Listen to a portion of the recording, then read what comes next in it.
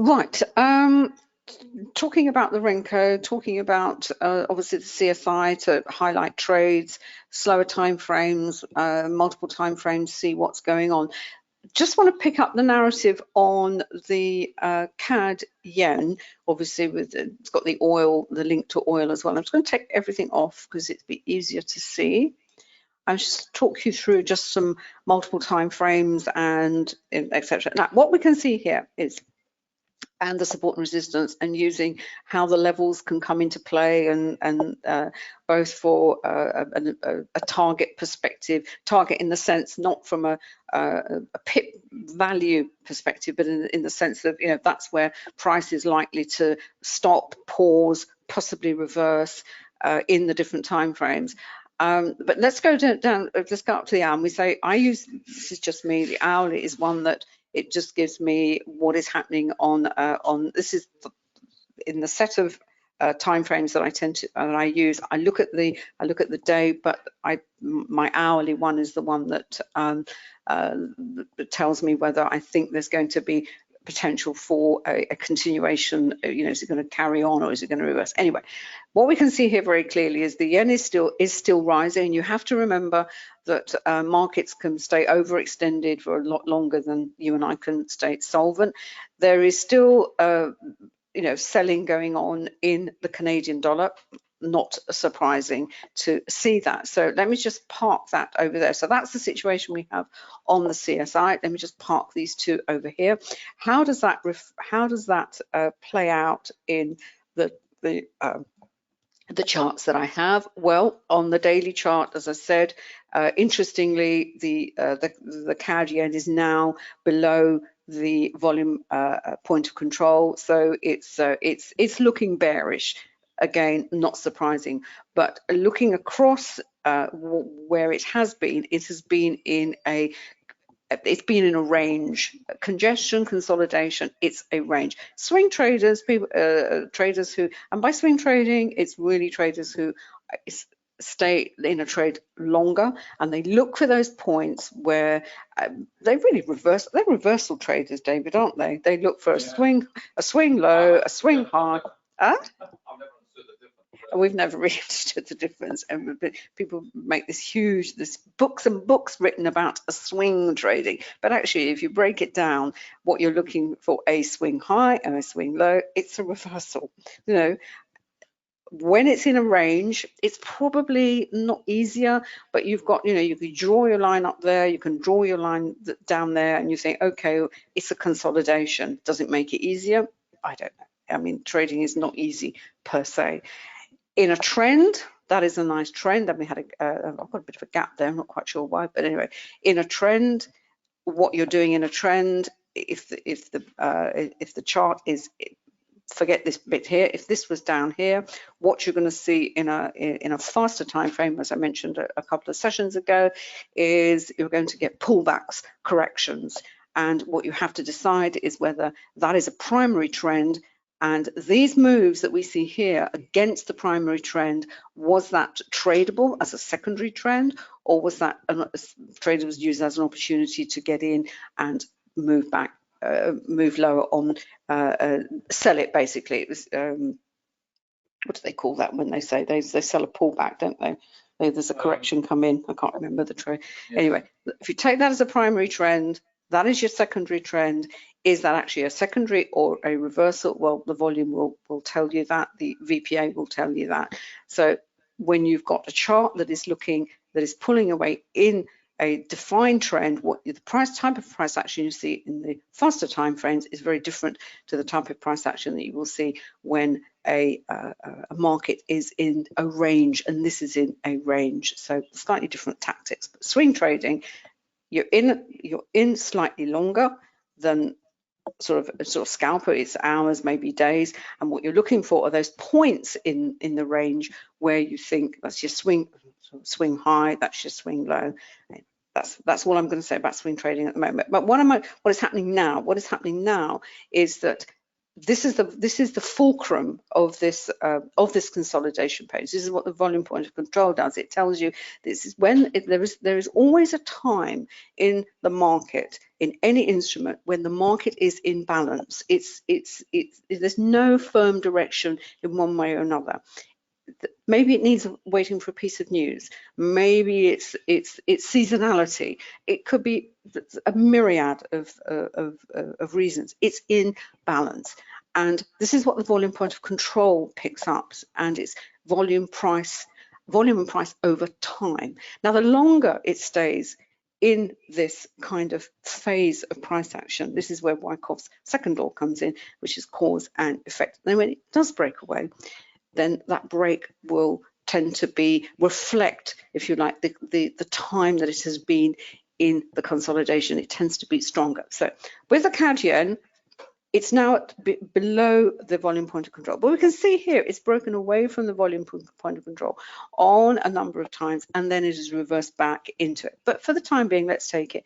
It's moving down. It's bearish. The oil market is collapsed, etc. So there's lots of reasons to suppose that this is, it is the move lower is it's reflecting what's going on in a related market. So that's interesting from a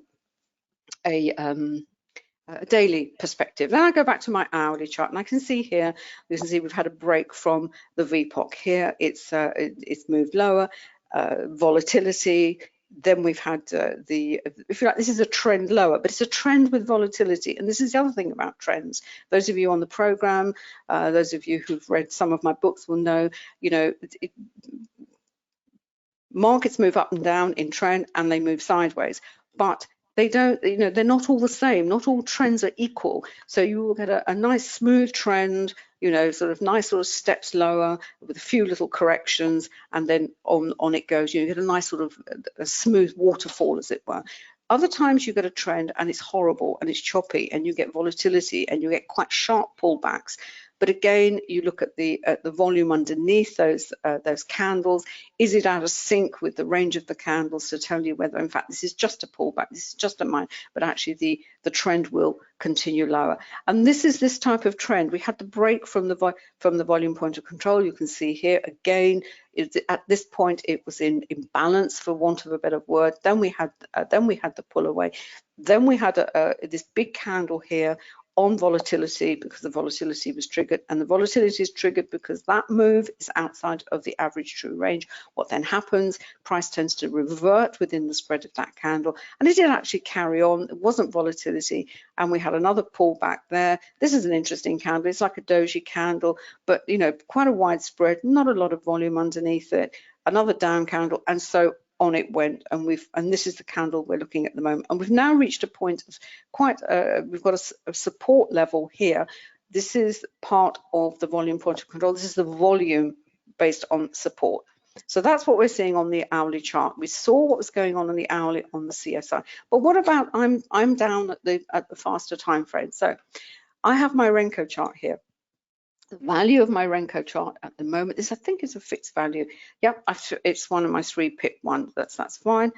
What the Renko does, that smooths out all that volatility, and we can see here the way you use the Renko. As I said, it tells you the nature of the move. Has it been smooth? Has it been has there been momentum behind it, or has there been minor pullbacks all the way down? Yeah, there has been. But it's held. The trend monitor has disappeared for a second. There it is. It's held. The way you use the Renko, you can use it as an entry point as well. You simply exit when the bright blue comes in with the dots, and then what you can do is you can then re-enter. So it's a great tool. It's a great indicator for when the price is in a trend already.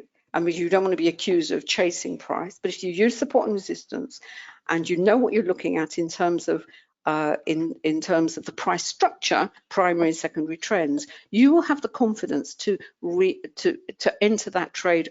Some could say re-enter the trade. You're not chasing price. What you're seeing is you're making a logical decision. You can see there's still bearish CAD yen.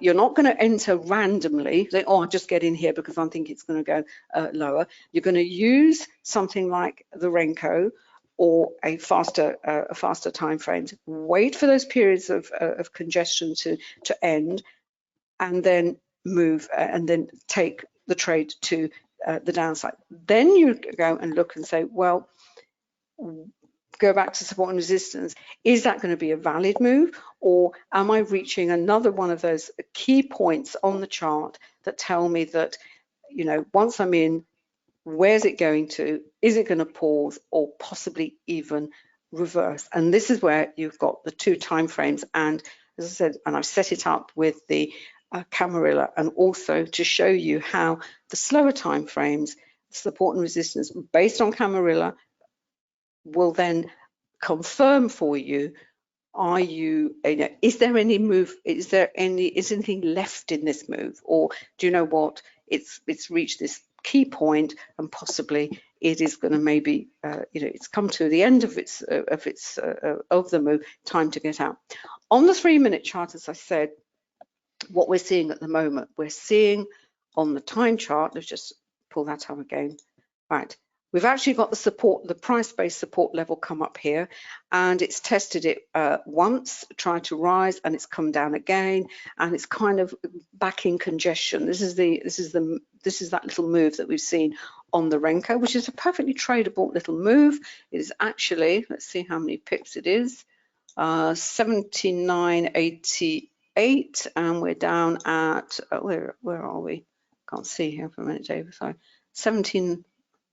Glass, MT5, the colors are just awful. 75.88, 75.66. What have you got? 20, less than 20, which is fine. I mean, as I said, on certain days, people taking 20 pips, you'd have done well. You know, not all 100 and 200 pip moves. They're fantastic, but they're not the norm. The norm is you know, 10s, 20s, much smaller. Right. So we can see we're coming into a congestion point, but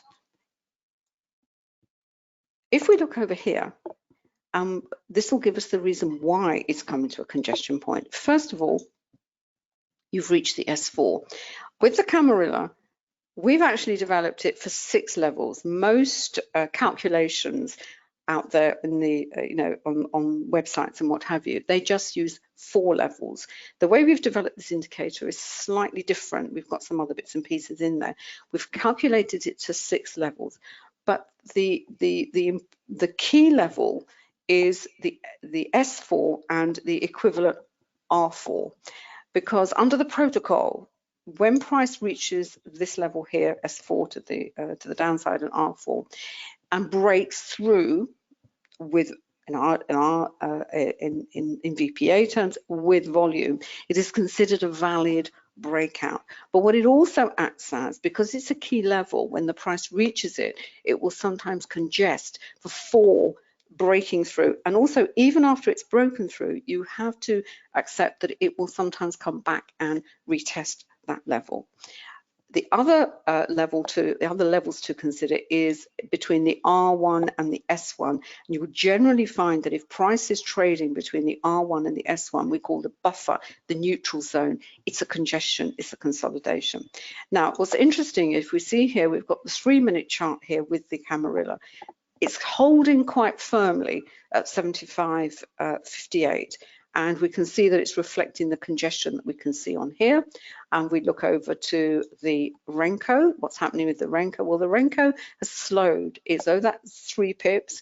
Those 3 pips, they're taking a long time to go through the market, if you like. You can kind of sense the market slowing down, and it's slowing down because it has reached this key level on our indicator. Now, what's interesting is if we move over and put an hourly chart up, it's also at the S4 also happens to coincide on the hourly chart. And as I said earlier, the hourly chart, you know, these support and resistance levels on the slower time frames, you know, when you get a confluence of similar levels on your focus time frame, on the time frame on a slower chart, price will pause. It will, you know, it's going to take a lot of effort to actually go through that level. Now, the next question to ask us is, okay, once it gets through, if it gets through, what's going to happen next? Because obviously that's what we want to know, and we've got a price, the candles to have a look at and the volume to have a look at. But in terms of levels on the faster time frames, this is why we put 6 levels in, that is where that's the next logical staging post, if you like, for this pair. It's a 75.33. So if you were in here or you were thinking, you think, well, there's a number of ways that you can consider this. You can say, well, if it actually gets through S4, and because the Canadian looks as though it's going to carry on falling, then that could be a potential, entry, all things being equal. Having the S5 there, you will know at least what is the potential for travel for this price. So you've got it down there. If it gets through there, often it will stop there and it will congest again, and then the S6 is the furthest reach for today. But this is for today. These levels were recalculated once the market closes, and then tomorrow's levels for all time frames up to, but not including the hour. These are the levels that you will be given. And then on the slower time frames, you look at that, and obviously the S5 is that much further away, and the S6. And the S6 as well is, if it goes, many times it just blasts through the S6 and it just goes and goes, that's when you get a lot of momentum and a lot of volatility.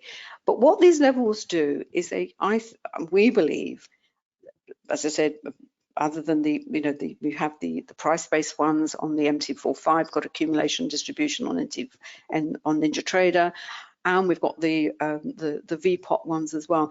They actually give you sort of very precise values. And if you're in something, you think, okay, fine. You can approach your trading. You're much more relaxed because they hold up. They just hold up. Don't ask me why they hold up. Why does Fibonacci hold up? Maybe it's to do with everybody's looking at the same levels. I don't know, but that is. But having those, they just give you a more comfortable feeling about what you're seeing on your charts. And always with the other way to hold this trade is through the Renko. That is not moving. It may have paused. We know why it's paused, because of these key levels that have cropped up. And this is still moving lower. This is still bright red. That's it. You just wait. Now, if you're not in this, then you just have to be patient. You really just have to be patient. Wait for those congestion phases. Wait for, possibly is it going to reverse? Is it not going to reverse? Or, find if it's going to be a reversal and swing low, back up to a swing high, or is it going to break? And you take the break. And as I said, by having the levels on the slower time frames, if you've got Camarilla, great. You might have some other method of looking at what's happening on the slower time frame. But to me, using it this way, it's just very, I don't know, what's the word I'm looking for, David? It's just so, there's no, oh? Yeah, it's just a no-brainer, really, and what they also do, obviously, if there is a reversal, you then know, well, where's it actually going to be running back to? And going back to the CSI, let's take this, just take that out of docked, otherwise it does all sorts of funny things. Where's it gone? Move this out of the way. And looking at, Frank's question about what we're seeing on the, if we go back here, well, what are we seeing here? You can see the extent that it's the Canadian, it's way beyond the point where you would normally expect it to bounce back from. This doesn't mean anything, this 20 and this 80, but it was a kind of a visual thing to give you an idea of the extent of the overextension, if you like. So if we go up to 5, well, what's the 5 doing? Well, it's kind of trying to move higher, but look, it's kind of low. But also look at the strength of the move in the yen, because whilst this has been driven lower, obviously by the Canadian, you've got equal forces. It's being driven by an equally strong flow into the yen and an equally strong outflow out of the Canadian. And yeah, is that okay? If you've got the same thing, you've got to talk there as well. and I'm keeping an eye on my levels. It's breaking through the S4 on the 3-minute chart, and if it's supported by volume, that will carry on. So what we're saying is, on the hourly chart, it still looks there's more room for this move, and all the pullbacks on the faster time frames are very shallow. They're just minor pullbacks, because the dominant trend for this pair is still bearish. Right, that's what I'm going to say. Pass over to David, and I think then we're going to stop. Is that all right, David? Yeah.